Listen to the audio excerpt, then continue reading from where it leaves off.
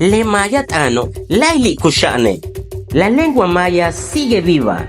Con esbetik o yambaletano. Vamos a hacer que retumbe nuestra voz. ¡Comencemos! El día de hoy vamos a preparar yaca. Vamos a freír yaca. Yanakzahiki yaca te akhant behla, Tela timetonu lo quejao. Pusimos a hervir el agua. Takchakik 30 minutos. Vamos a cocerlo en 30 minutos. Y después vamos a freírlo. Lela same tsoku taja. Aquí ya estuvo, ya se coció. Tanu lo quejao, ya está hirviendo el agua. Mushanta chenakzaje, en un rato más vamos a freír. Oye, ya está tzahal le cebolla. Chen tsoko kutajle. Kutzale chakbiyakau. Yanapexik yo sal mauyelel.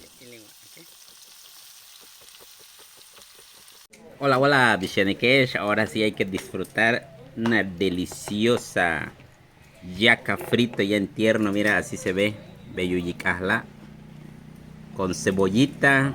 Después de que lo hayamos sancochado 30 minutos, desmenuzamos y nos ponemos a freír con cebolla, con chile al gusto. Así que aquí lo tenemos. Lo vamos a acompañar con un poquito de kutbiik. Kutbiik es con... Ponemos a asar el chile asado y después lo ponemos a tamular, que es el kut.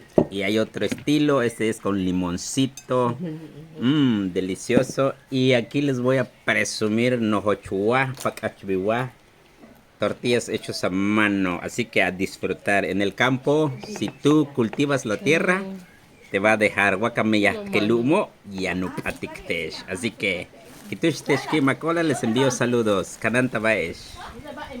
Y recuerden, amigos, no se les olvide, suscríbanse a mi canal de YouTube, así en TikTok.